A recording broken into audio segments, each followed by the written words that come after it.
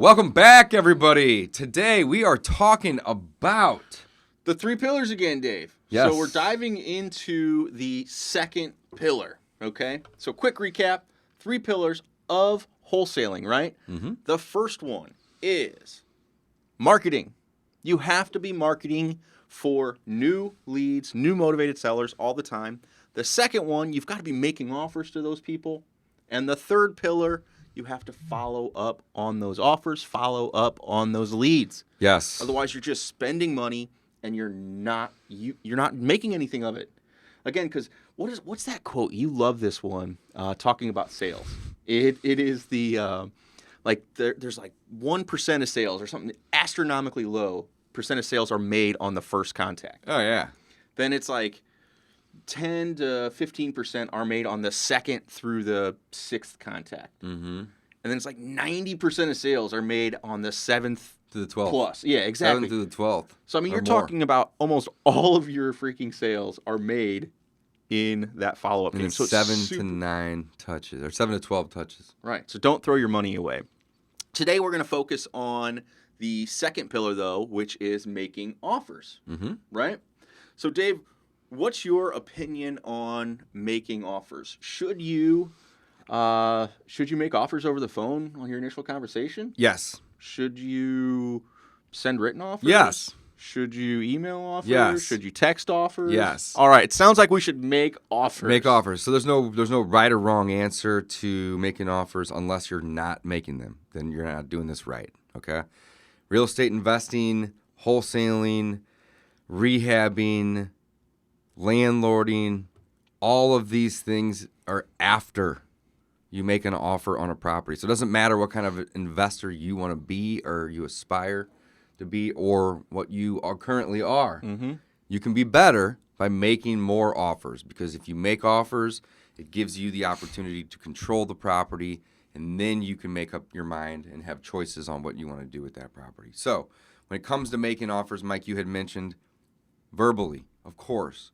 Always be throwing out verbal numbers. Always be throwing out verbal spreads is what I suggest, because then it will give you wiggle room to come down, but they're going to see the high end of that spread. Yeah, this is important. So let's get a little granular on this. Okay. So when we're wholesaling, we're marketing for motivated sellers, then we get some leads coming in and we're talking to people, right? Mm-hmm. So this is the beginning of that process. And that's when, Dave, I think you like to use a spread, kind of almost when people won't give you an offer right away. Love the when they spread. don't ask, they don't have an asking price. Oh, I don't know. What can you give me for it? Right. Well, then it's really the ball's in your court. Yeah, because you And- don't want to offer 100 if they're willing to take 40. Yeah. Right? So, and sometimes we used to like to say, oh, I'll give you $1 for it if you'll take $1. You know what I mean? Still do that- sometimes. Yeah, I mean, so that's a fun way to play off that. But the idea is to be knowledgeable, present that to them, and let them know, hey, if this is a property, you're pull it up, you're looking at your computer, you see it's, the Zestimate is $100,000, or you're going into PropStream, one of the tools we love to use. Mm-hmm. We can throw a link in there to them. Yeah. It gives you a value of the house.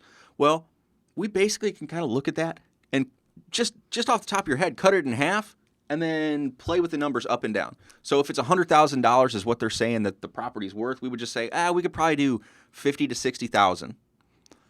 Would that number work for you? Are we in the right ballpark? I mean, so that's the range approach. Yeah, right? absolutely. You could go even with a bigger range and say I could pay you 40 to 70.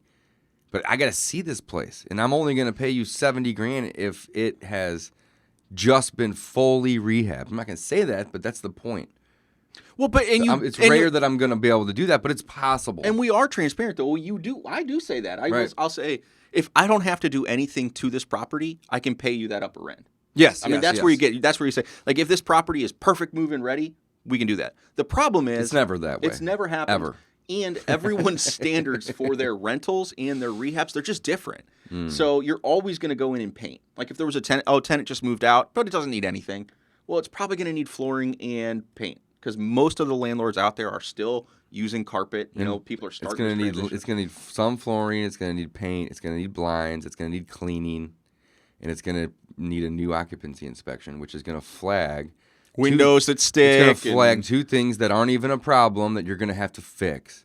So turning over a property, it's never free $200 right. or free. No, it's always $800 to $2,000 to turn a property over. Always. And that's when we're using the same paint colors in all of our units. Mm-hmm. So we just go in and touch up for the most part. We don't have to repaint. So getting off track, though, it's using that offer range to start, right? So that is obviously not a real firm or a real solid offer. But you're making an offer. You're engaging with that person. You're not abstract anymore. You're actually saying, well, yeah, I could pay you real dollars. I could, like, I'm here to buy this house. I'll give you, I don't know, somewhere between $40,000 and $70,000. And that's real. You're saying, I will do that. As opposed to, oh, I don't know what I could pay for it. Again, it just makes it more real for the person. So I think that's a great way to start. So then the next step, you're probably, if that offer is in the ballpark for them, you're probably going to go out and look at the property, right, Dave? Yes. Okay. So what happens next? What's the next step? You look at the property, then you're able to kind of determine repairs. We are going to do what? We're going to bring a contract with us so that we can make an offer there on the spot. Yes.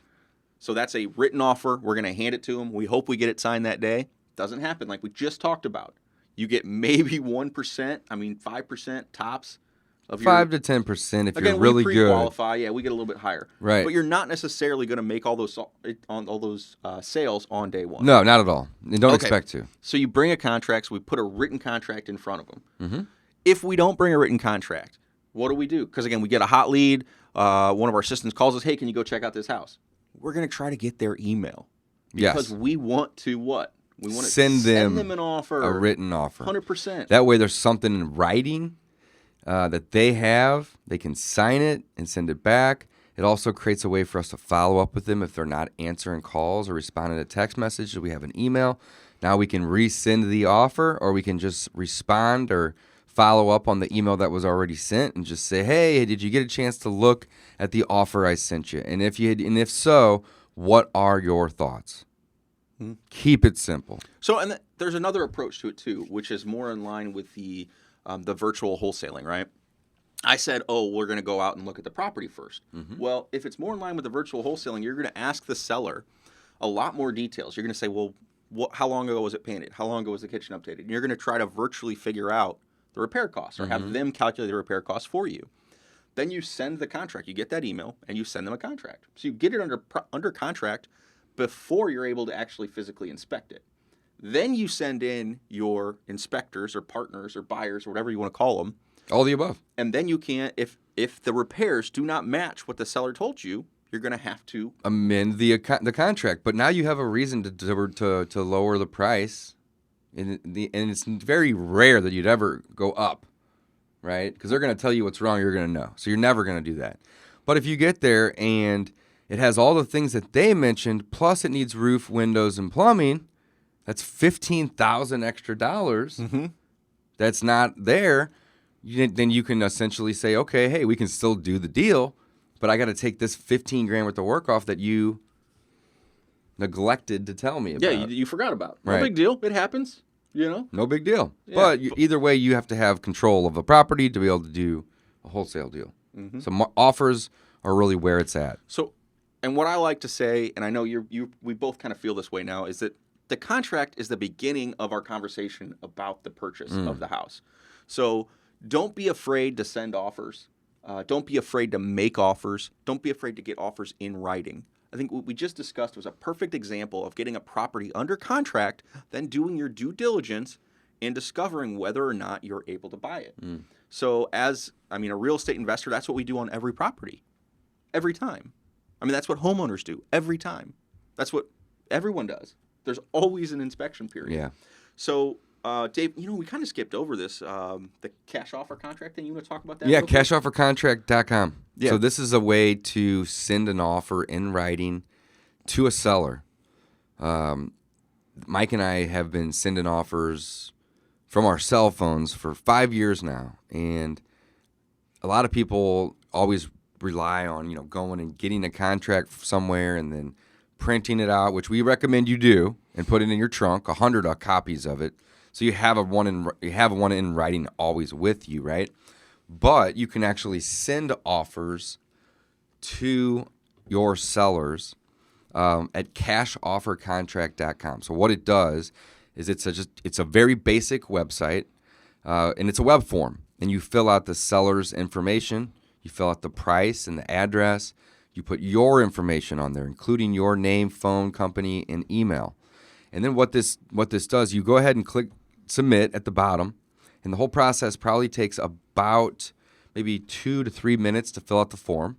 You got to put in the right information to fill out contracts. You got to be a little diligent on what you're doing when you're filling the form out, but it takes about 3 minutes. It's very short and sweet. And what it's going to do is it's going to generate a contract in the back on the back end, and then it's going to send that contract to the seller from your email, and you get CC'd on that email. So you're going to get an email, and the seller's going to get an email. You both get an email, and it's going to have the contract terms on it filled out. So it's going to generate it and send it. CashOfferContract.com.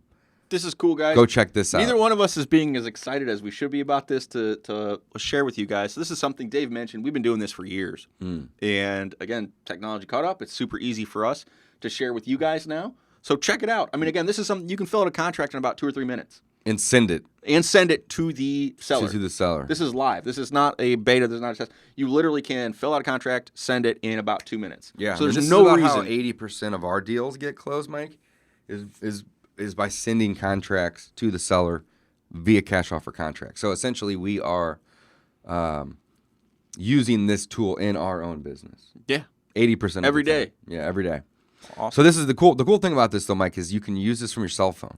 You don't need a computer. I mean, it's essentially just cashoffercontract.com, and you pull it up, you fill in the information. If you are at an appointment and you are with a seller, this is the best time to say, let me send you an offer, because you're going to say, hey, what's your email? What's the name of the house titled in? Is it your name? Is it an entity? And you put that in there, right? What's your mailing address? And then, of course, you know, what you're willing to pay them, if there's any additional terms that you'd want to add in terms of like getting, you know, a roof inspection or a sewer inspection or whatever that might be. And then you fill in your name and company and phone number and email. And that way, whenever it sends the email, it now has a place to put it in the signature coming from you at your company. And if they need to call you back, here's your number. So it not only does it generate the contract, but it creates an email that delivers the contract to them with all your information on it. It's very, very, very, very helpful. You can do it from your cell phone. The whole process probably takes anywhere from 3 to 5 minutes to send an offer, to hopefully be able to wholesale it to make $20,000. 3 to 5 minutes. What's Dave? I mean, I don't know if you want to share this or not. We were just recently talking to a new student, and they were talking about their experience in real estate. They've been doing this for, what'd you say, like 2 years, 3 years? 2. And well, he's been researching for 2. That's what I mean. He hasn't done So anything he's been yet. researching for 2 or 3 years, and there wasn't a contract. There was no offer made. He never sent a contract. Like, to me, that is, it's a light bulb moment, or hopefully it was with the conversation with him. You got to send the offers. There's no way you're going to make $1 if you don't have a property under contract. Yeah. So, you know, it's going to I be love fun it. coaching with him, because It's going to be easy. we're going to hop on a Yeah. cold caller, or we're going to hop on a cold texter, because that's what he wants to do, both of those, and we're going to just start talking to people, literally, just get on the phone with them and start making spread offers and just saying, hey, we could pay anywhere from 40 to 60% of what we think this is worth without even seeing the repairs, just to get in the field, just to get some appointments. We're basically looking for those people that are motivated, and that's what we're seeking for. So, making offers. This is the second pillar of wholesaling So real important. estate. One could argue that this is the most important part, but each of these 3 pillars is equally important. You got to market to be able to make offers. You got to get on the phone and call out, or spend money to put your message out so people call you. Essentially, though, at the end of the day, it's either you calling them or they calling you. That's it, right? So that's marketing. Making offers essentially says, hey, I want to buy your property. And the cool thing is we use contracts. We should talk about some of the things in the contract that limit your risk, okay? But we use contracts to control properties, not necessarily try to buy them. We just say, hey, me and my partners want to buy this property. Let me get a contract that gives me a 2, maybe 3-week inspection period, and we'll close a week or 2 after that. And during that inspection period, I go find that cash buyer, that partner, that's somebody that basically wants to pay me to just get out of the way, right? So when we use a contract, we're using it to control the property. And it's a control to purchase, but it's not necessarily us that's going to be the one purchasing. Yeah, and especially if we assign it. That's going to get into your closing method if you're going to double close or assign the contract. Quite simply, an assignment, once you get the property under contract with the seller, you're going to assign it to your end buyer. And you basically are stepping out of the contract, and the buyer steps into the contract. It's an assignment of the contract. Excuse me. Whereas a double close, you physically close on the property. You actually are taking title. You become a part of the chain of title. So you are buying the property and selling the property on the same day. It's truly flipping the property, not just the paperwork. Right. So there is a very important distinguishing factor there. But it's a detail, and you don't need to worry about it to get started. No, not at all. Neat. So, yeah. What else do you want to talk about on contracts? I don't want to dive too deep into the weeds. Just really want to emphasize the importance of making offers on this. Yeah, right. You gotta. We can go into contracts. What do you want to do, Dave? I'm fine with it. I was just thinking maybe just a short blurb on CYAs. Okay. And why contracts limit risk. So here's the thing about wholesaling. We are flipping properties with little to no money, and we're doing it by using control, right? This isn't landlording course. This isn't fix and flip. This is the 3 pillars of wholesaling. So you have to understand that a lot of people that are getting into wholesaling, they don't have a lot of money anyway. Otherwise, they would just be buying fix and flips, or, you know what I'm saying? They would already be doing this. So the cool thing about contracts is they give us control. And we use contracts that are very sided to the buyer to reduce as much risk as possible. So when Mike and I go into a deal and we give somebody a contract, 95% of the time, the earnest money is $100. And in the event that Mike and I don't close, and this is the same contract that we use at cashoffercontract.com, that we would say, hey, go use ours. It's there, ready to go. It's going to generate it for you. But what it basically says is if we don't close for any reason, the buyer has no recourse against us, and all the damages, which basically is loss of time, are going to be fulfilled by us surrendering our earnest money. And again, this is 95% of the time, $100. That's it. So basically what that means is we take our contract and our earnest money to the title company. Once it's signed by both parties, we take our $100, it's check, and we take our contract and we deposit it into an escrow company, aka title company. And by depositing into an escrow account, that is defined as opening escrow. Okay? In the event that we don't close, all damages of the due consideration, which would be the earnest money, are surrendered. So that is it.